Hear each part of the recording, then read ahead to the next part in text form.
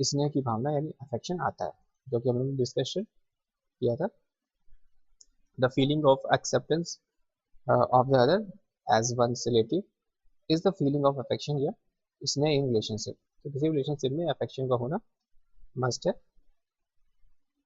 इससे उन्होंने बात की थी।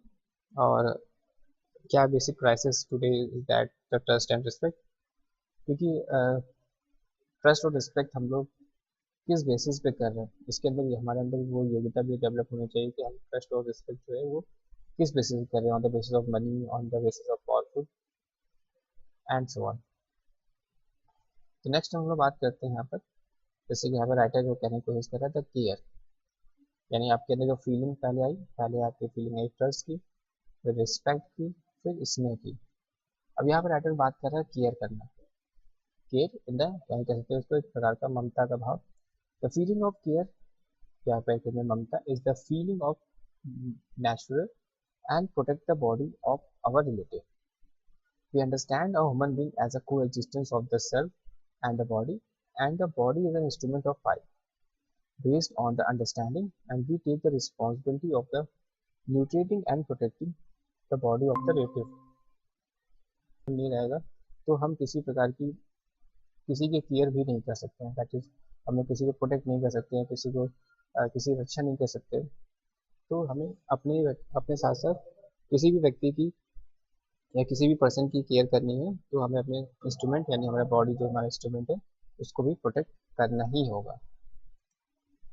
आगे जाकर बात कर रहा है कि नेक्स्ट भाव की गाइडेंस या वात्सल्य।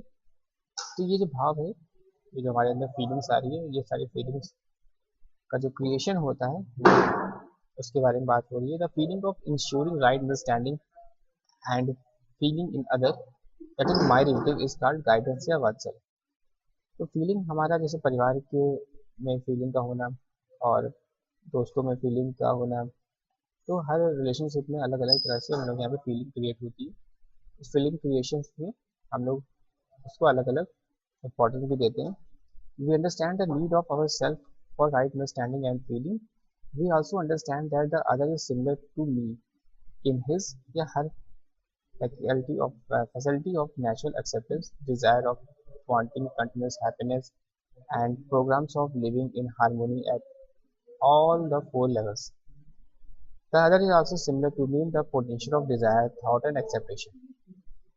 So, right understandings and feeling is also need of the other, and the other is related to me.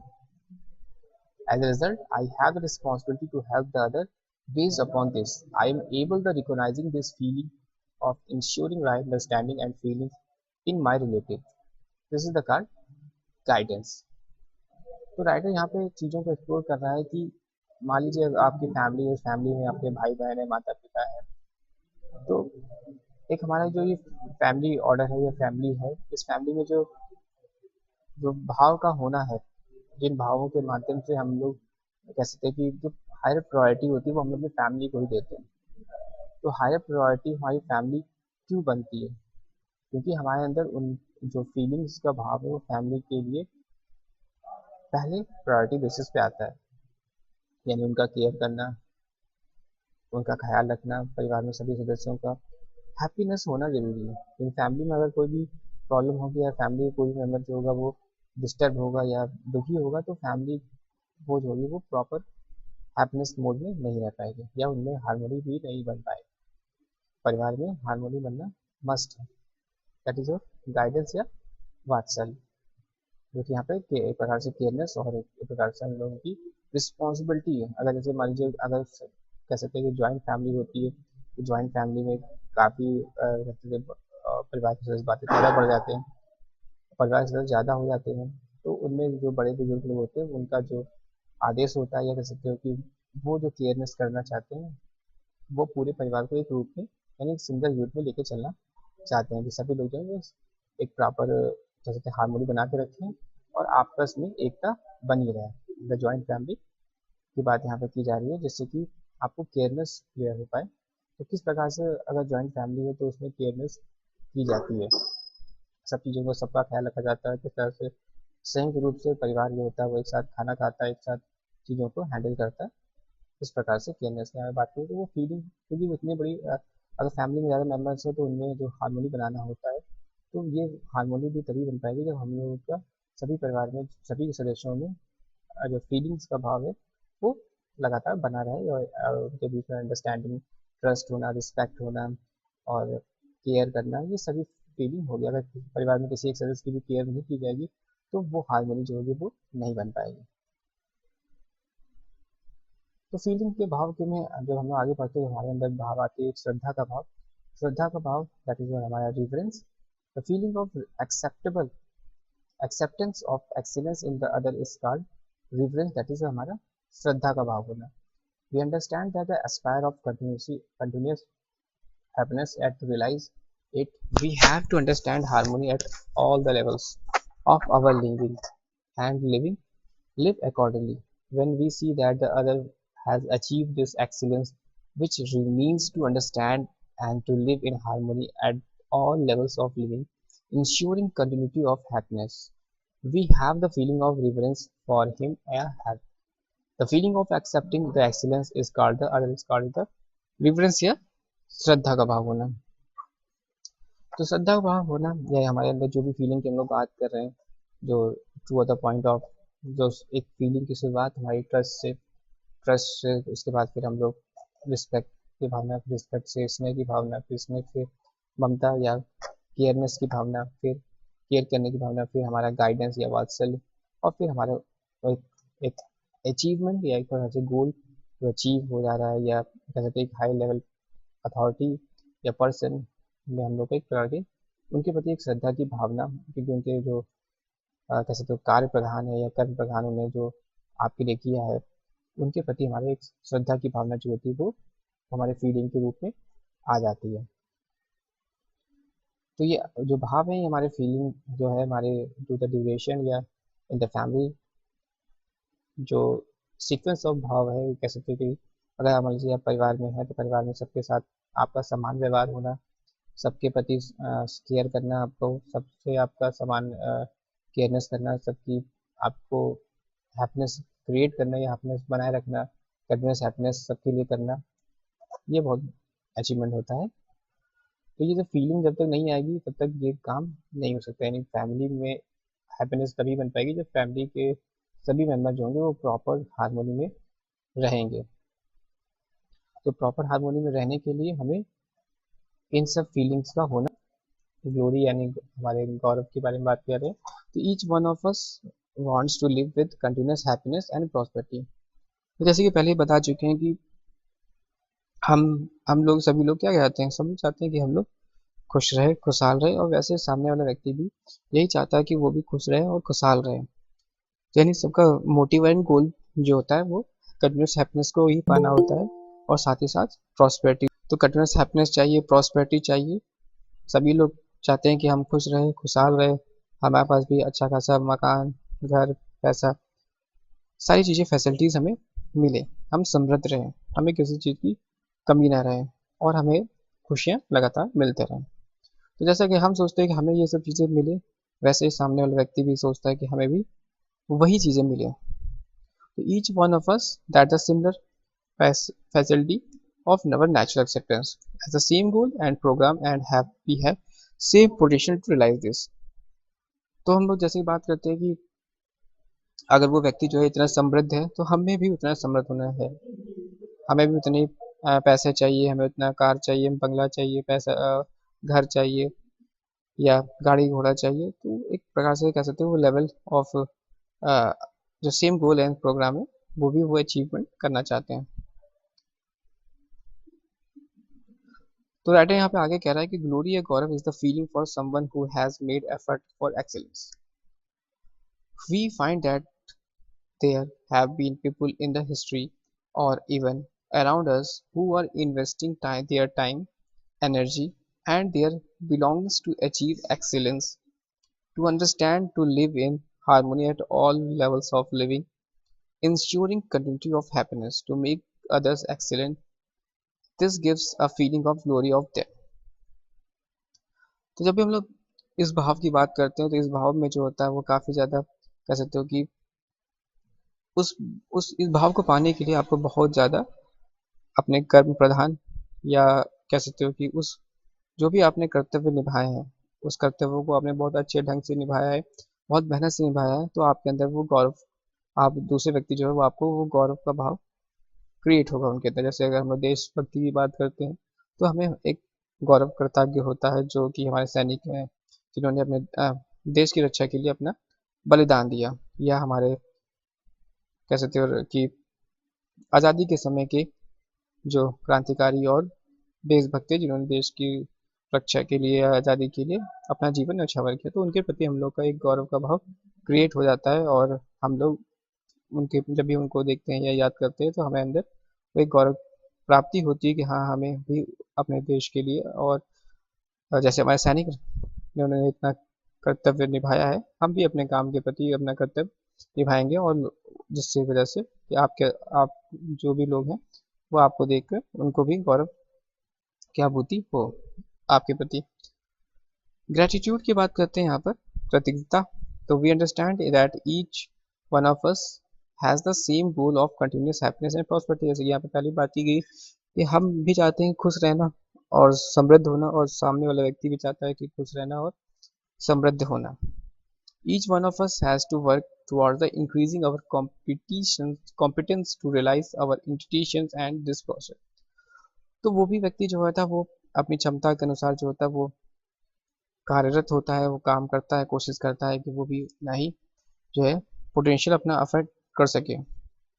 जैसे कि मान लीजिए अगर कोई ISPC बनना चाहता है तो दूसरा व्यक्ति भी ISPC बनने के लिए उतना ही कोशिश करना चाहता है कि वो भी उस पोस्ट पे आके वो अचीवमेंट प्राप्त कर सके। तो राइटर यहाँ पे कहने की कोशिश कर रहा है कि each one of us has to work towards the increasing our competence to realize our intention, and this process we are helped and guided by others that have the right understanding. When we understand this and begin to recognize the feeling of ourselves, we feel gratitude in our relationship. Gratitude is the feeling of acceptance for those who have made effort for my excellence। तो यहाँ पे साफ साफ writer जो है यहाँ पर indication कर रहा है कि ग्रेटिट्यूड की जो वो gratitude is the feeling of acceptance for those who have made effort by my excellence. तो today we find that generally that we call as gratitude is a feeling coming out of assistance at the level of physical facilities. This feeling is a short-lived since the physical facilities and the sensations we get from it is also short-lived. But gratitude coming out of the someone doing something for my right understanding is the permanent sense that happiness we get from the right understanding is permanent। तो सही समझ का विकास अगर आपके अंदर हो जाता है तो आप ऑटोमेटिकली आपके अंदर जो भाव हैं, आप दूसरों के प्रति जो श्रद्धा का भाव होना, सम्मान, रिस्पेक्ट करना, ट्रस्ट होना, ये सभी आपके अंदर भाव जो है वो आप देख पाएंगे। लेकिन अगर आपको सही राइट अंडरस्टैंडिंग की नहीं, समझदारी ही नहीं है, तो आप इन सब भावों को या किसी व्यक्ति के काम को भी आप उसको सराहना नहीं दे पाएंगे। यानी आपके अंदर वो भावना, वो कह सकते योग्यता ही विकसित नहीं हो पाएगी कि आपके मान लीजिए जो भी आपके मदद की हो, आपने जो भी आपकी मदद करते हैं राइट अंडरस्टैंडिंग के लिए या आपके अचीवमेंट ऑफ गोल के लिए, आप उनको नहीं देख पाते, उसके एक्सीलेंस, उनके जो काम है आप उनको नहीं देख पा रहे हैं। तो आपके अंदर वो राइट अंडरस्टैंडिंग जब डेवलप हो जाएगी तो आप इन सब भावों को, तो that is gratitude is the feeling of acceptance और for those who have made effort for my excellence. तो अगर आप अपने कह सकते हो कि सेल्फ से अगर आप ये पूछेंगे तो आपको दिखाई देगा कि आप किन किन लोगों के प्रति आपका ग्रेटिट्यूड की भावना है। तो but gratitude coming out of someone doing something for my right understanding is permanent since the happiness we get from the right understanding is permanent. We see a common complaint today that people are not having gratitude. It is incorrect to say this since we are not able to give them something permanent. We see a common complaint today that people are not having gratitude. It is incorrect to say this since we are not able to give them something permanent, something lasting to the other, and the feeling of gratitude of our help does not continue. When we have the right understanding ourselves and are able to enable others also to have it, then this gratitude is natural. It just comes by itself. Since we have helped the person make a qualitative improvement in themselves, which is lasting. Whenever you see any help extend to you for your excellence, gratitude is a naturally outcome. तो जैसे कि यहाँ पे पहले बता चुके हैं कि जो फीलिंग यानी जो फीलिंग के भाव आने हैं वो आपके सेल्फ के रेक्टिफिकेशन से ही आने हैं। अगर आपके अंदर किसी के प्रति रिस्पेक्ट की भावना नहीं आ रही है तो आपको आपने एक क्राइटेरिया सेट किया होगा और उस क्राइटेरिया को फुलफिल नहीं हो पा रहा तो आपको उस व्यक्ति के प्रति रिस्पेक्ट की भावना नहीं आ पा रही। उसी प्रकार से रिस्पेक्ट का होना, किसी के प्रति स्नेह की भावना, किसी का के प्रति ट्रस्ट का होना और जो भी भाव होने वो भाव आप आप ही तय करते हो। आपका सेल्फ ही वो रेक्टिफाई करता है कि हाँ ये भाव जो है वो हमारे अंदर इस व्यक्ति के प्रति ये भाव हमारा डेवलप हो रहा है। तो अगर हम लोग क्योंकि हम लोग अपने जीवन काल में बहुत अलग अलग रिलेशनशिप या कह सकते हो कि अलग अलग व्यवहार और अलग अलग व्यक्तियों से मिलते हैं तो हर जो भी हमारे जैसे कि फैमिली मेम्बर हो गए या पड़ोसी हो गए या मित्र हो गए सो उनके प्रति भी हमारा अलग अलग फीलिंग या भाव का हमारे विचारों के अंदर जो भाव आता है उसके हिसाब से हम लोग चीज़ों को देखते हैं। कभी कभी क्या होता है हम किसी फ्रेंड्स पे बहुत ट्रस्ट कर लेते हैं या कभी कभी जो व्यक्ति है वो हमारी काफ़ी ज़्यादा मदद भी कर रहा होता है लेकिन तब भी हम उस पर ट्रस्ट नहीं कर पाते क्योंकि हम उसके अंदर के भाव को नहीं देख पाते हैं और वो हम उसकी फीलिंग्स को नहीं समझ पा रहे हैं। तो राइटर यहाँ पे कहने की कोशिश कर रहा है कि आप के अंदर जो भाव हैं जो आप जैसे कि सामने वाला व्यक्ति चाहता है कि वो भी खुश रहे खुशहाल रहे और वो आपके गोल के प्रति भी आपकी मदद करना चाहता है, उसी तरह से आप भी के अंदर जो भाव है वो व्यक्ति जो है वो समझना चाहता है कि वो व्यक्ति जो है वो किस तरह से आपकी हेल्प कर रहा है, उसका पीछे का पर्पस क्या है हेल्प करने का। और अगर वो भाव आपको दिखते हैं, स्पष्टता दिखती है और आप उस अपने अपने गोल पे अचीव कर लेते हैं तो डेफिनेटली आपके अंदर वो ग्रेटिट्यूड या कृतज्ञता की भावना उसके प्रति आ जाएगी जो भी आपकी सहायता किसी भी प्रकार से करी हो। नेक्स्ट हम लोग बात करते हैं लव या प्रेम की भाषा जिसे बोलते हैं that is the feeling of being related to all is love या प्रेम। जैसे कि फीलिंग्स हमारे अंदर जैसे जनरेट हो रही है हम लोग जैसे किसी के प्रति रिस्पेक्ट की भावना, ट्रस्ट होना, स्नेह की भावना, ग्रेटिट्यूड एंड सो ऑन, उसी तरह से the feeling of being is related to all is love. This feeling या value is also called the complete value, इसको हमने एक कंप्लीट वैल्यू माना है। और since this is the feeling of relatedness of all human beings, it start with identifying that one is related to the other human being and slowly expand the feeling of being related to all human being। यानी अगर किसी कह सकते हैं कि love की भावना होगी तो ऑटोमेटिकली आप सभी तरह से उसकी केयर करोगे, रिस्पेक्ट करोगे और सभी भाव जो होंगे आपके अंदर वो होंगे। यानी लव का भाव ही आपका वो समस्त भावों को दिखाता है। The feeling of love is leads to undivided society. It starts from family to and slowly expand to the world family. Every human being has natural acceptance for relatedness up to the world family in the form of love. We start with trust, which becomes the foundation of being related to one affection, and we reach the state of being related to everyone, that is love. And this feeling of love, which lays down the basis of undivided society, let us explore the some details for this। तो जैसे कि यहाँ पर explain करने की कोशिश कर रहा है कि अगर आपके अंदर लव की भावना है, अब जब लव की भावना आएगी तो ऑटोमेटिकली वो जो भी फीलिंग्स है आपके अंदर उन फीलिंग जो भी हमें अभी फीलिंग्स की बात करी उस रिलेशनशिप में वो सारी फीलिंग्स का भाव जो होगा वो आपके अंदर दिखाई देगा और आप उसके प्रति काफ़ी ज़्यादा सजग और कृतज्ञ रहेंगे। जैसे कि अगर देश की भावना हो गई, देश प्रेम की भावना हो गई और समाज सुधारक की भावना हो गई, परिवार में आगे बढ़ने की भावना, यानी सब प्रकार से आप सभी प्रकार की चीज़ों को हैंडल कर लेंगे। जब लव की फीलिंग आएगी तो आप अपने ऑटोमेटिकली उस चीज़ की केयर करेंगे, उसका रिस्पेक्ट करेंगे, उसमें आपके स्नेह की भावना हो जाएगी, आप आपका ट्रस्ट भी बढ़ जाएगा यहाँ पर ये राइटर जो है यहाँ पे इंडिकेशन कर रहा है the feeling is being related to all is love या प्रेम। तो harmony with the harmony from the family to world family, जो कि हमारी अनडिवाइडेड सोसाइटी की यहाँ पे बात कर रहा है, दैट इज जस्टिस या recognisation of feelings in relationship, its fulfillment, evolution leading to mutual happiness. Start from family and slowly expand to world family.